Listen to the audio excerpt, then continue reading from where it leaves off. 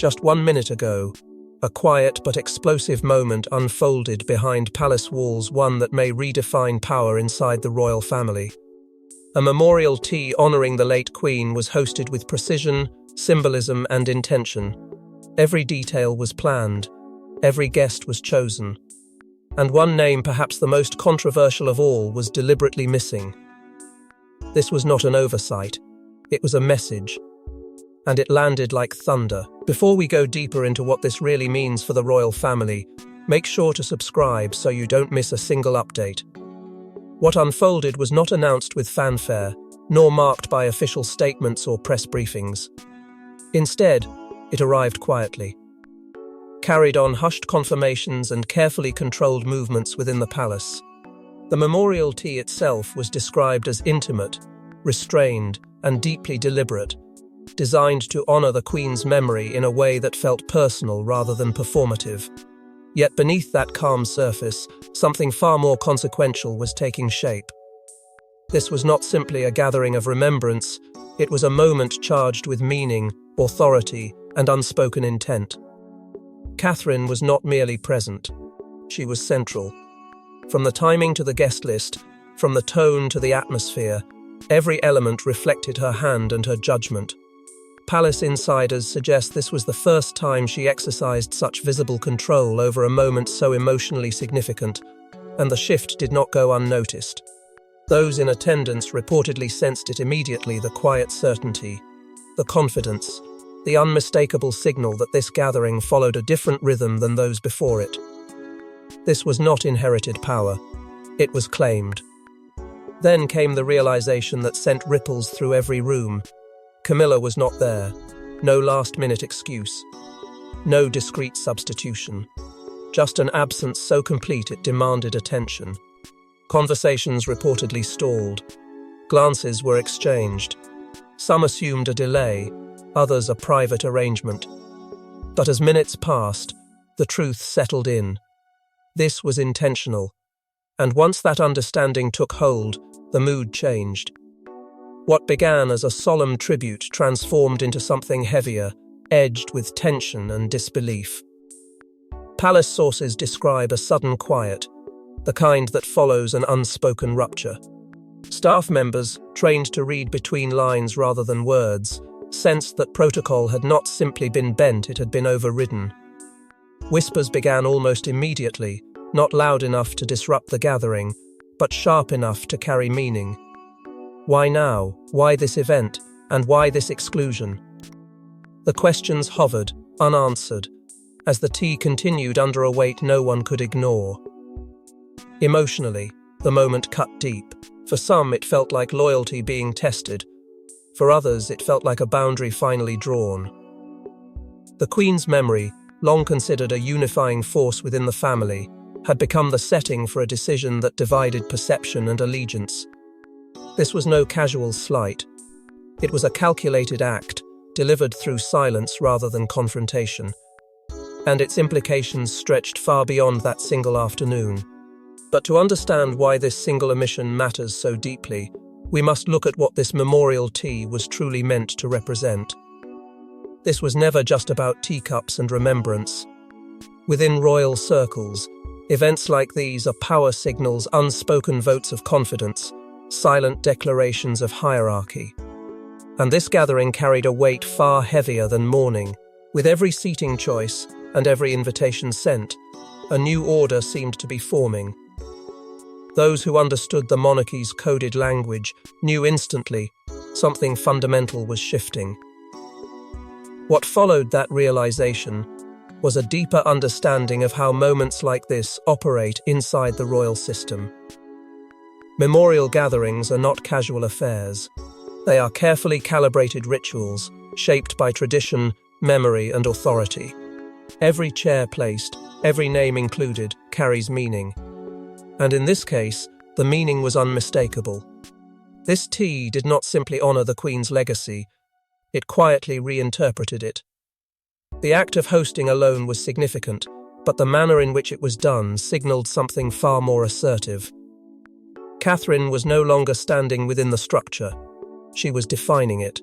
Those closest to the inner workings of the palace describe a subtle but undeniable shift in atmosphere. The room did not feel tense in the conventional sense, yet there was an awareness and almost physical recognition that this was not business as usual. Catherine's presence was steady, assured, and unmistakably central. She was not deferring, she was directing. And that distinction matters deeply in an institution built on hierarchy and restraint. The memorial tea became a moment where authority was exercised quietly, without confrontation, yet with lasting impact. Traditions surrounding royal memorials are among the most protected customs within the monarchy. They are expected to transcend personal disputes and internal disagreements, acting as neutral ground bound by respect. That is precisely why this event struck such a chord. By subtly reshaping those traditions, Catherine introduced a new layer of meaning. This was reverence combined with resolve. Respect paired with intention. For seasoned aides and longtime courtiers, it felt like witnessing a recalibration of influence happening in real time. Whispers of a change in gravity began circulating almost immediately. Not spoken aloud, not acknowledged officially, but sensed. Power in the royal world often announces itself through restraint rather than action, and that restraint was on full display. Catherine did not need to explain herself. The structure of the event did the speaking, and with every passing moment, it became harder to ignore the conclusion forming in the minds of those present. This was deliberate, measured, and irreversible. As the tea continued, attention inevitably shifted from who was there to who was not. The absence began to eclipse everything else, pulling focus away from tradition and toward implication. What initially felt symbolic now felt strategic. The longer the silence persisted, the clearer it became that coincidence had no place in this story. Something had been decided long before the first cup was poured. And no absence carried more weight or raised more questions than Camilla's. In royal life, exclusion is rarely accidental and never meaningless. When Camilla's name failed to appear on the guest list, it sent a ripple of disbelief through the palace. No announcement was made, no explanation offered. Just a silence so sharp it cut through every room it touched. For those watching closely, this omission felt less like etiquette and more like judgment. The moment the realization settled, the atmosphere changed.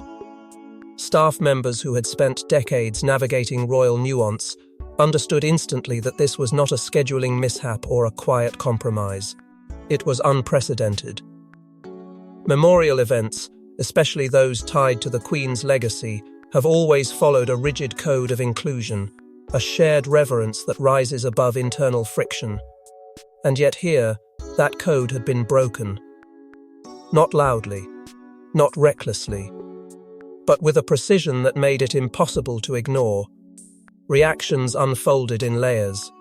Some aides exchanged looks of open shock, their training offering no precedent for what they were witnessing. Others responded with a quieter understanding, as if this moment had been anticipated long before it arrived. There were no hurried phone calls, no frantic attempts to correct the absence. Instead, there was acceptance. That alone spoke volumes. When something truly unthinkable happens in the monarchy, it usually triggers immediate containment. This did not, which suggested the decision had already been absorbed, even if it had not yet been discussed. Speculation began to build beneath the surface, not as gossip, but as instinct. Whispers of a deeper rift, one that had simmered for years, started to feel less speculative and more explanatory. The absence was not reactive, it was resolved. And resolution implies history. For those attuned to emotional undercurrents rather than official statements, it felt like the culmination of long-held tension finally crossing into action.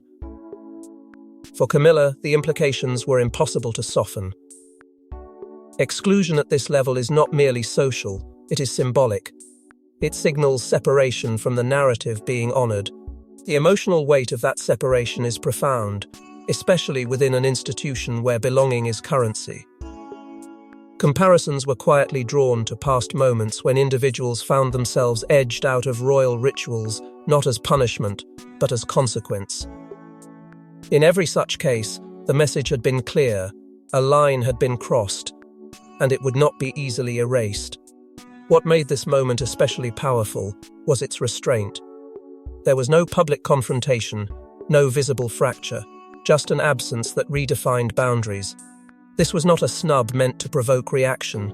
It was a boundary drawn with finality, one that suggested a recalibration of roles rather than a temporary dispute. The monarchy, after all, does not operate on impulse. It operates on meaning. As the weight of Camilla's absence continued to settle, one truth became increasingly difficult to avoid. This was not about etiquette or protocol. It was about authority, memory, and control over legacy. And with that realization came an even more unsettling question, one that refused to remain unanswered for long. But the real question remains, why would Catherine make such a decisive move now? Those closest to Catherine describe a moment long in the making. Calm on the surface, unyielding beneath, she has endured years of silent pressure. This memorial tea was not an impulsive act, it was the culmination of reflection, restraint, and resolve. For the first time, Catherine wasn't adapting to the institution. She was shaping it. For years, she learned the rhythms of a system that rewards patience and punishes haste. She listened more than she spoke. She absorbed expectations without challenging them publicly. And yet, beneath that composure, something was slowly crystallizing. Palace insiders suggest that this moment was forged through countless quiet observations, private disappointments, and unspoken compromises. Catherine did not arrive here suddenly. She arrived prepared. The memorial tea became the moment where preparation met conviction. What made the decision so powerful was its emotional clarity. This was not a reaction fueled by anger or resentment. It was measured, almost serene. Those who know her well describe a shift that had been building for some time, a move away from endurance toward authorship. She was no longer asking how to fit within the institution. She was deciding what the institution should reflect. And in honoring the Queen's memory, she saw an obligation that went beyond ceremony. It became a question of guardianship. The Queen's legacy, in Catherine's mind, was not abstract. It was personal. It represented values she believed had been quietly eroded, diluted by convenience and internal compromise. This memorial was her way of reclaiming that legacy, of drawing a clear line between remembrance and reinterpretation. In doing so, she transformed a private event into a statement of intent. The tea was no longer just about honoring the past, it was about protecting it. Subtle references to past tensions hovered in the background, never named, never confirmed, yet impossible to ignore. Moments of discomfort, lines crossed without consequence, silences that lingered too long. Catherine did not need to revisit them publicly. Her decision spoke for her. Insiders noted a new firmness in her presence, a steadiness that suggested she had reached a conclusion she would not revisit. There was no hesitation, no retreat, only follow through. Importantly, this move was not framed internally as punishment. Those close to Catherine emphasized that her intent was protective, not punitive.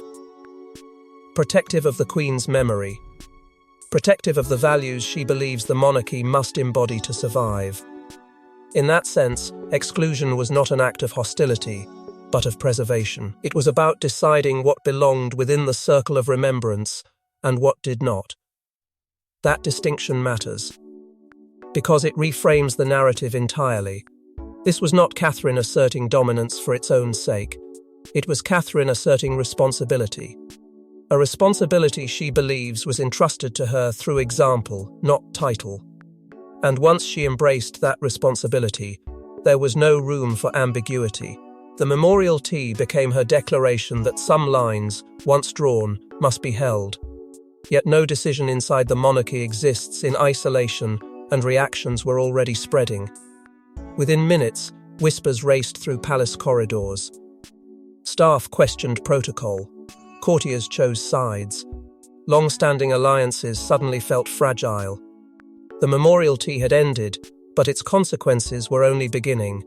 Some saw courage, others saw confrontation. And a few recognized something far more dangerous, a shift that could redraw the monarchy's internal map. The reaction inside the palace was immediate, but not uniform. Those tasked with maintaining order felt the ground move beneath them, as if rules they had relied on for decades were no longer fixed. Conversations lowered to murmurs. Doors closed more often than usual. The sense of certainty that normally governs royal routine gave way to something brittle and unstable. This was not chaos, but it was close enough to unsettle even the most seasoned insiders. Quietly, loyalties began to reveal themselves. Some aides, particularly those who had watched Catherine's steady rise with respect, rallied behind her without needing to say so aloud. They interpreted the memorial tea as a necessary assertion, a moment of clarity after years of ambiguity. To them, this was leadership expressed through restraint, and they adjusted their footing accordingly. Others, however, felt a tightening in their chests. They worried not about the act itself, but about what it might provoke. Escalation inside the monarchy rarely announces itself, it creeps in through unresolved tension and unanswered questions. That tension soon spilled into renewed debate about hierarchy. Who decides what is appropriate? Who defines tradition when tradition itself is under pressure? The memorial tea forced those questions into the open, even if no one dared ask them directly. Some courtiers sensed that lines once considered immovable were now negotiable. Others feared that negotiation itself was the danger. The monarchy thrives on continuity, and continuity had just been challenged in a way that could not be quietly reversed. The silence from senior figures only deepened the unease. No clarifications were offered. No reassurances issued. The absence of immediate response was interpreted as deliberation, and deliberation in royal life often precedes consequence. That waiting period became its own source of anxiety. Staff read into every pause, every delayed instruction, every non-committal exchange. The lack of direction felt intentional, as if the institution itself was absorbing the shock before deciding how or whether to respond. As hours passed, it became clear that the monarchy was unsettled. Not fractured, but undeniably strained. This was a moment that demanded adjustment, and adjustment carries risk. Some sensed opportunity. Others sensed exposure. Everyone sensed change. The memorial tea had not only honored the past, it had unsettled the present. And once the present is unsettled, the future becomes contested ground. What lingered most was the awareness that this was not the end of the story. It was the beginning of a reckoning that would unfold in private conversations and unguarded moments. The palace had entered a period of recalibration, one where every decision would be weighed against what had just occurred. And in that recalibration, one absence echoed louder than all the whispers combined. And nowhere was the impact more deeply felt than in the uninvited silence surrounding Camilla herself. Away from the memorial's polished calm, another story unfolded, one of disbelief, restraint, and simmering emotion. Those close to Camilla describe a moment of stunned realization, followed by something harder to define. Was this hurt, anger, or calculation? In royal life, the most dangerous responses are often the quietest. The initial reaction, according to those familiar with her inner circle, was not explosive. There were no frantic calls, no public objections, no immediate attempts to correct what had already happened. Instead, there was stillness. A pause long enough to suggest comprehension settling into place. Camilla understood what the absence meant the moment it became undeniable. Not simply that she had been excluded, but that the exclusion had been executed with purpose. That understanding carried weight, and it altered the emotional terrain instantly. Silence became her response. And silence inside the monarchy is never passive. It is measured. It buys time. It allows anger to cool into something sharper and more strategic. Those who have watched past royal confrontations unfold know that outrage is rarely effective, but patience often is. Camilla's quiet, then, was interpreted not as surrender, but as control, a decision to observe rather than react, to absorb rather than protest. And in that restraint, tension quietly multiplied. Privately, speculation swirled about what that restraint cost her. Exclusion from a memorial honoring the Queen was not a minor slight. It struck at identity, belonging, and standing. For someone whose position has long been scrutinized, questioned, and defended, this moment reopened old wounds while creating new ones. Comparisons were inevitably drawn to past royal slights moments, when silence preceded realignment, when hurt transformed into repositioning. History offered enough examples to make the present feel ominous. The psychological toll of such a moment cannot be overstated.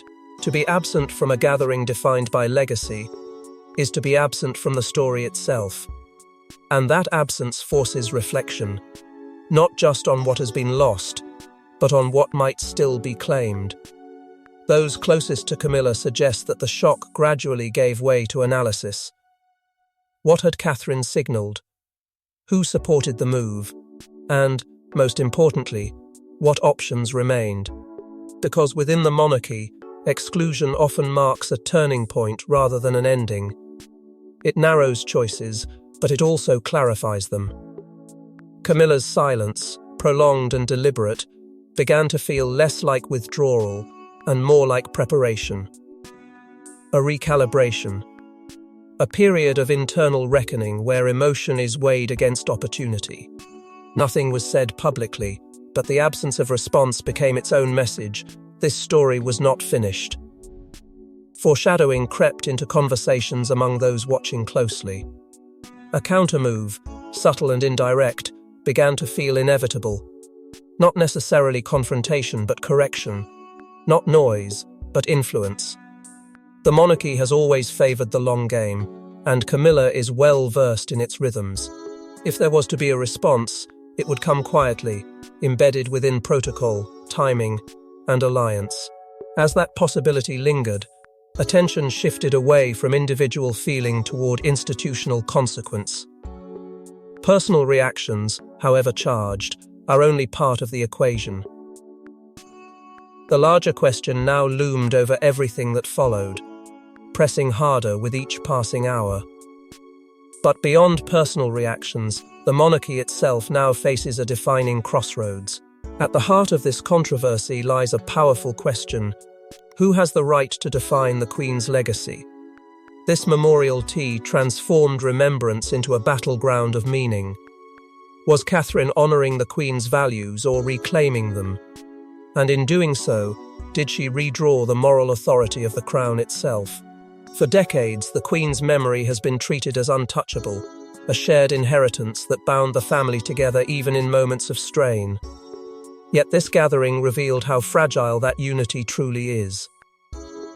The Queen's legacy is not just history, it is currency.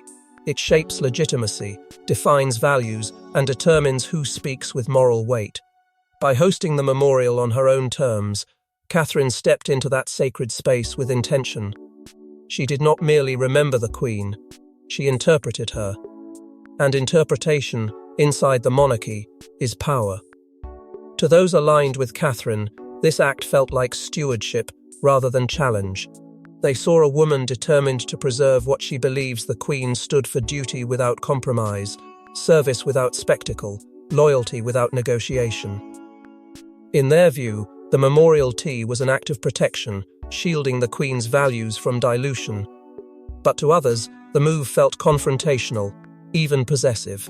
They questioned whether any one figure should claim such authority over a legacy meant to belong to the Crown as a whole. This is where symbolism hardened into conflict. The memorial tea ceased to be a moment of shared remembrance and became symbolic warfare, fought not with words, but with presence and absence. Every detail took on meaning. Every choice carried implication. The Queen's memory, once a unifying force, now exposed deep fault lines about identity and control. And once symbolism enters that realm, it stops being benign. Public and private interpretations began to diverge sharply.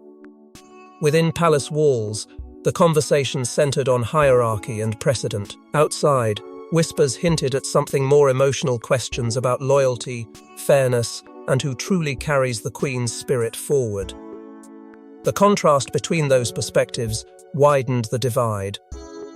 What was seen internally as a strategic assertion risked being viewed externally as exclusionary. That gap between intention and perception became increasingly dangerous. The monarchy's future identity now hangs in that tension. Is it an institution defined by continuity at all costs, or one shaped by those brave enough to reinterpret its values? Catherine's decision forced that question into the open. It suggested that legacy is not static, but living, and that living legacies can be claimed, defended, and reshaped. That idea unsettles those who rely on tradition as armor. Emotional loyalty to the Queen intensified the divide. For some, Catherine's actions resonated deeply, echoing the Queen's own quiet firmness in moments of challenge. For others, the exclusion felt like a fracture in the very unity the Queen worked to maintain. Both reactions were fueled by devotion, not dissent. And that is what made the conflict so potent. This was not a battle between loyalty and rebellion. It was a clash between competing interpretations of faithfulness itself. As the weight of that realization settled, it became clear that the memorial tea had done more than honor the past. It had altered the present. The Queen's legacy, once assumed to be settled, was now contested terrain. And when a legacy becomes contested, its consequences rarely remain contained. As the symbolism settles, the consequences are no longer confined to palace walls. Though the memorial tea was private, secrets inside the monarchy have a way of escaping. Already, whispers threaten to spill beyond the gates. If this story reaches the public in full, it could ignite debate, reshape loyalties, and force answers no one is ready to give. The question isn't if the silence will break, but who will break it first. Inside the palace, a familiar tension began to take hold, one that follows moments when private decisions threaten public consequence. Staff members spoke carefully, aware that even casual remarks could travel far beyond their intended audience. Phones felt heavier in pockets. Conversations paused mid-sentence. Everyone understood the same unspoken truth. This was the kind of moment that rarely stays contained. The monarchy may thrive on discretion, but discretion weakens when too many people carry the same secret. The risk of leaks grew with every passing hour, not through malice, but through pressure. Stories like this create gravity, pulling attention toward them until resistance gives way. A single comment overheard, a detail shared out of context. That is all it takes for speculation to ignite, and once ignited, it spreads faster than any official statement can contain. Those closest to the situation sensed it immediately. The balance between control and exposure was already slipping. Media interest hovered at the edges, unseen but deeply felt. No headlines had broken yet, but anticipation itself became volatile. Reporters did not need confirmation, they needed tension. And tension was everywhere. If the narrative emerged publicly, it would not be framed gently. It would be questioned, dissected, and weaponized. The monarchy's image, already delicate in moments of transition, now sat on a fault line where perception could shift overnight. Catherine's decision, bold and deliberate, began to look increasingly risky under that glare. What had been controlled within palace walls could become something far less predictable once exposed. Supporters believed the public might understand her intent, even admire her resolve. Critics feared the opposite, that absence would be read as division, and division would invite scrutiny. Either way, the outcome was no longer fully hers to shape. For Camilla, the urgency sharpened. Silence, once strategic, now carried its own danger. The longer she remained quiet, the more space others had to define the story for her. Options narrowed with each passing moment. Respond too soon, and risk appearing reactive, wait too long, and risk appearing irrelevant. The pressure did not demand action, it demanded timing, and timing inside the monarchy is everything. As speculation thickened, tension coiled tighter. Those watching closely could feel the approach of something inevitable. A revelation, a statement, a calculated leak. No one knew which form it would take, only that the stillness could not last. The memorial tea had set events in motion that now existed beyond any single person's control. And as the pressure mounts, one final question remains unanswered. The tea is over. The cup's cleared. But nothing has returned to normal. A line has been drawn quietly, unmistakably. Catherine's decision may mark the beginning of a new internal order or the spark of a deeper rupture. In the monarchy, moments like this echo for generations. And the consequences may already be unfolding. What lingers now is not the memory of the gathering itself, but the gravity it introduced. Inside the palace, there is a sense that something irreversible has occurred, even if no one has named it aloud. The rhythm of routine continues, yet it feels altered, as though an unseen current has shifted direction. Those attuned to power understand this sensation well. Authority does not always announce itself with spectacle. Sometimes it settles in quietly, changing the way people speak, wait, and defer. Catherine's position feels different in the aftermath. Not louder, not more visible, simply firmer. Her authority did not come from confrontation, but from resolve, and that makes it harder to challenge. For those watching closely, it feels newly solidified, rooted not in title but in action. She did not ask permission. She acted in alignment with a belief about what the monarchy should represent, and in doing so, she claimed a role that extends beyond expectation. Whether that claim is embraced or resisted will shape everything that follows. Camilla's position, by contrast, now feels suspended, uncertain. Not diminished publicly, but questioned privately. Absence has a way of lingering, and in this case it has created space where certainty once existed. Within that space, speculation thrives. What comes next for her is unclear, and that uncertainty carries its own weight.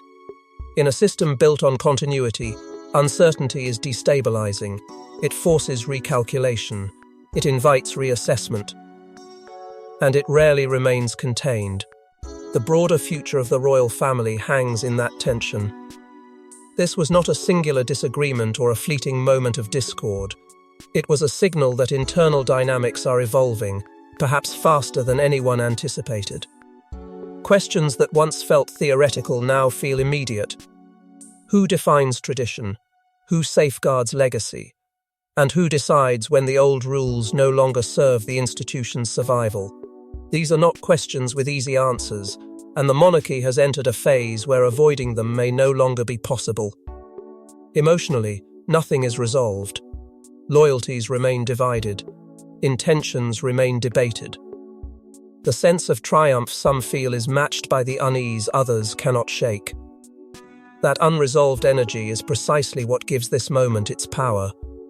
It resists closure.